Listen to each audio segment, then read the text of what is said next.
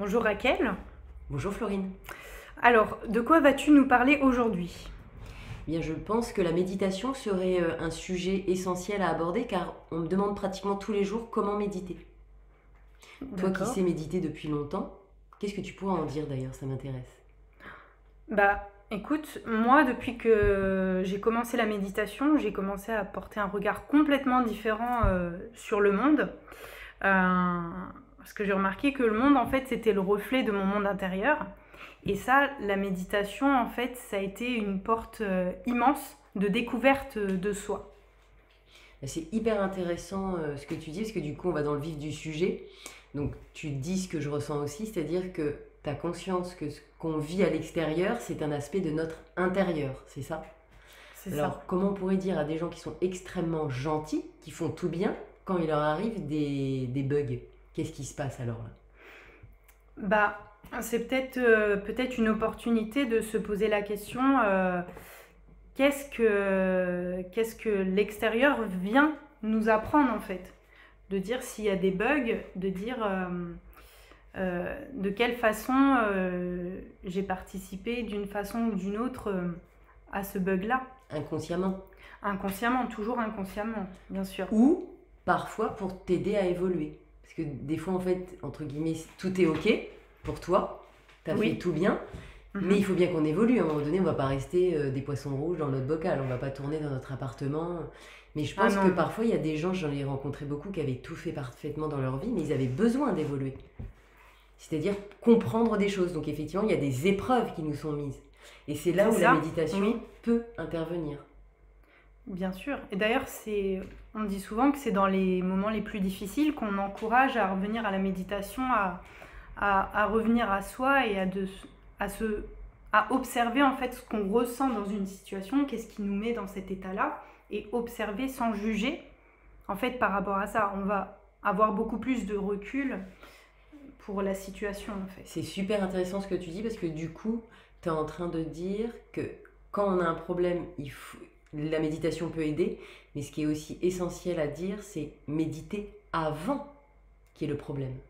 Parce qu'en fait, ça anticipe les problématiques exactement comme l'acupuncture. Comme moi, c'est mon métier principal, les gens viennent me voir quand ils ont un problème et quand c'est presque trop tard. Et c'est gênant parce que s'ils venaient Ah avant oui, d'avoir le problème serait déjà résolu. Alors les gens ne comprennent pas, genre bah, pourquoi je vais payer une séance alors que tout va bien bien? sûr. Et parce que les gens prennent des assurances voiture et des assurances appartement alors que tout va bien. Ben là c'est la même chose, surtout que là c'est leur corps humain, leur corps physique, encore plus important, et ils n'y pensent pas. Et c'est vrai que ça c'est plus une philosophie asiatique. Et c'est vrai que pour la méditation, il faudrait que les gens méditent un petit peu tous les jours pour que enfin ils comprennent que ça peut anticiper des problématiques. Déjà, rien que le fait de méditer chaque jour en se levant avant de préparer leur journée, au lieu de hop, je me lève sous la douche, hop, le petit-déj, hop, les enfants, hop, les parents, hop, la vie, hop, le compagnon, la compagne. Non, Bien sûr. c'est prendre soin de soi avant de mettre un pied au sol, méditer intérieurement comment on a dormi. Est-ce qu'on a rêvé ou pas? Qu'est-ce qui est prévu pour aujourd'hui? Être dans l'instant présent tout en ayant conscience de son environnement. La méditation, c'est pas seulement rester assise sur une chaise et attendre que ça se passe. C'est aussi quand le boulanger fait son pain, quand le garagiste répare une voiture, c'est une forme de méditation quand on est dans son élément. Et c'est important de régler cette vision des choses où les gens vont souvent dire que la méditation c'est sectaire ou c'est pour des sectes. Oui, Ah ça, oui, oui. oui, C'est souvent ça qu'on entend. mais les gens ont peur en voyant des gens qui ne Voilà, font rien assis. Oui, c'est ça. on va dire que c'est plutôt sportif. On va dire que même la méditation est un sport. Quand tu peux rester assis 1 heure, 2 heures, trois Oui, heures, 4 heures, bien sûr. voire 10 heures, comme on a Oui, pu faire, ça veut dire que oui. tu peux t'abstenir de bouger.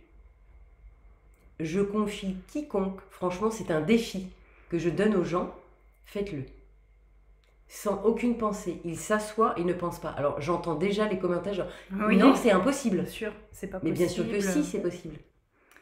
Et beaucoup de personnes ont vraiment beaucoup, beaucoup d'a priori par rapport à la méditation. Ils se disent, mais pourquoi faire? Quelles sont les raisons? Et il y a beaucoup de peur. Qu'est-ce que tu pourrais dire aux personnes qui ont peur en fait d'essayer la méditation? Comment on pourrait Il y a les plein amener d'applications. Il y a plein d'applications, des petites voilà. musiques pour ceux qui n'arrivent pas à être dans le silence face à eux-mêmes parce qu'ils sont un petit peu anxieux ou ils ont des choses difficiles à gérer dans leur quotidien. Le mieux, c'est de prendre une musique douce, paisible maintenant avec Mm.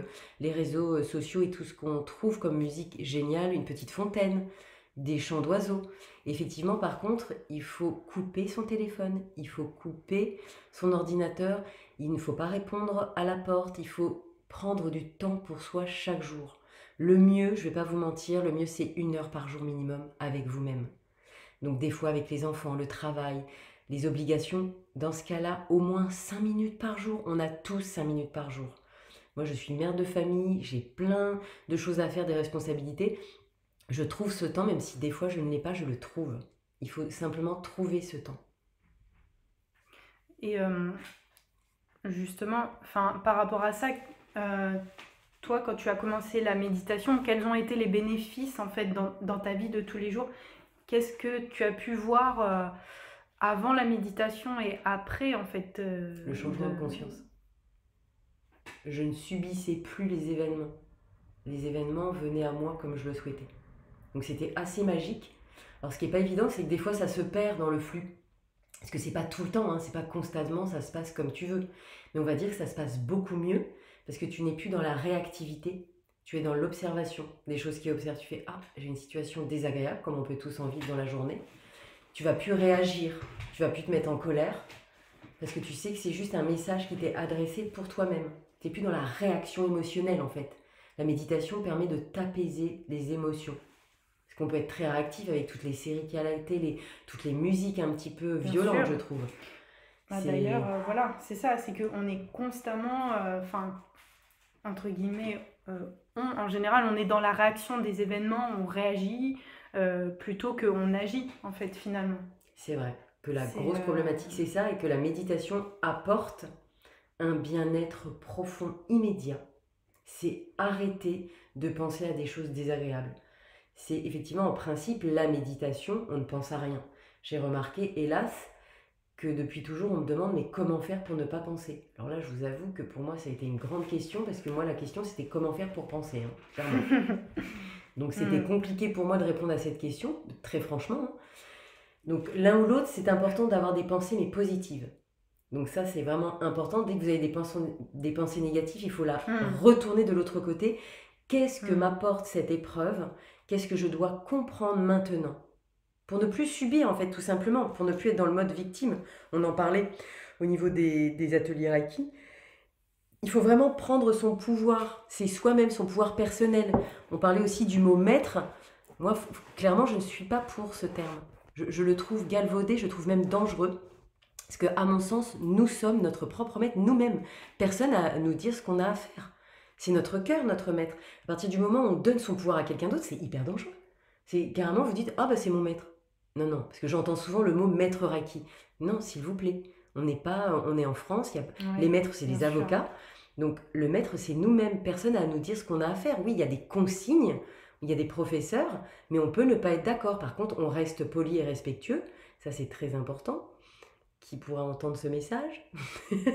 Hmm, C'est important de rester respectueux, même bien si on n'est sûr. pas d'accord. Le respect est la base. La méditation, Oui. c'est quelque chose qui doit être fluide. Donc effectivement, au début, quand on n'a jamais médité, ça peut paraître difficile. C'est comme un sport, c'est comme quand on prend des cours de guitare, comme tout dans une langue étrangère. C'est se poser. Donc oui, les élèves me disent, ouais, mais j'ai toujours des pensées. Très bien. Observe tes pensées comme des nuages dans le ciel.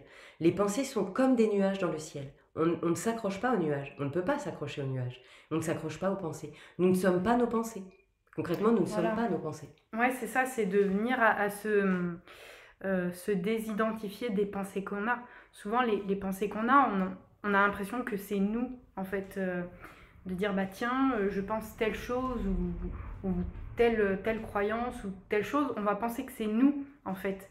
Et peut-être, donc, avec ce que tu dis, c'est qu'avec la méditation, on arrive à avoir une certaine distance avec les pensées qui passent et ne plus s'y accrocher, en fait. Exactement. Ça apporte enfin, presque une libération, Bah, en fait, c'est totalement de, une libération. des Le mot est pensées. juste, c'est une libération. toute façon, c'est prouvé scientifiquement maintenant. Grâce aux essais que Mathieu Ricard, un des bras droits du Dalai Lama, il avait fait des effets scientifiques avec des électrodes sur lui pour montrer le bien-être que ça apportait en état de méditation. Donc il y avait une preuve scientifique. En fait, la méditation, ce que ça va vous apporter concrètement, c'est la transformation totale de votre être. Ça va vous apporter la meilleure version de vous-même. En plus, soit dit en passant, c'est gratuit. Donc le réflexe genre non, j'ai pas d'argent, là pour le coup personne ne peut plus le dire, parce que s'asseoir sur une chaise et attendre, c'est gratuit. Donc oui, il y a des cours de méditation qui peuvent être payants effectivement, mais vous n'êtes pas obligé de demander l'aide de quelqu'un, vous pouvez le faire chez vous tout seul. Là oui, il y a une autodiscipline. Mais l'excuse j'ai pas d'argent ne peut plus avoir lieu, parce que c'est ce qu'on entend tout le temps pour le développement personnel. Non, j'ai pas d'argent. Les gens n'ont pas d'argent pour ça, mais ils ont de l'argent pour faire plein d'autres bêtises qu'on ne citera pas parce qu'on n'a pas besoin. Tout le monde se connaît, tout le monde a sa conscience. On a de l'argent pour ce qu'on veut, généralement. La méditation, c'est gratuit, on peut le faire chez soi. En plus, maintenant, il y a des petits ateliers sur YouTube avec des gens qui doivent assurer. Voilà. On regarde et on le fait. Il y a des méditations guidées sur YouTube pour les débutants qui sont complètement gratuites grâce à la générosité des gens qui le partagent. Exactement. Et même sur Internet, qui peuvent être lus. Et puis, la méditation en silence, elle demande rien en fait. C'est simplement être avec soi-même et puis c'est ça. Puis ouais, comme tu dis, c'est entièrement gratuit. Mais c'est être soi-même. Et ça qui est intéressant dans ce que tu viens de dire, parce qu'il y a beaucoup de gens qui ne sont pas eux-mêmes. Effectivement, on va pas se mentir, on a un conditionnement de nos parents. Nos parents nous conditionnent. Ce qu'on est là aujourd'hui, c'est grâce ou à cause de nos parents. Donc on ne peut pas se permettre de juger des gens. Si on avait eu ces parents-là, on serait comme ça ou comme ça, en bien ou en moins bien. Donc le but, effectivement, c'est de se déconditionner de ce que nos parents nous ont inculqué, de choses qui nous ne correspondent pas, parce qu'il y a des choses qui nous correspondent, et de ce que la société parfois nous modèle. Il n'y a ni mal ni bien, s'il y a des choses qui nous vont et d'autres choses qui ne nous vont pas. Et surtout, le mot que tu as repris tout à l'heure, la libération, c'est se libérer des attentes des autres, se libérer de ce que la société attend de nous, de ce que nos parents attendent de nous, de nos amis, même de nous-mêmes, j'ai envie de dire. C'est une très grande libération. Ça peut secouer, effectivement, il faut y aller par petites étapes. Vous pouvez commencer par 5 minutes par jour, ça suffit. Et c'est cool. Franchement, c'est cool, 5 minutes par jour, c'est déjà bien. C'est déjà énormissime. Si vous faites tous les jours de votre vie 5 minutes de méditation, ça changera votre vie. Donc là, franchement, plus d'excuses. 5 minutes, on a tous, c'est gratuit. Voilà. Vous allez ouvrir votre champ de conscience à autre chose vraiment.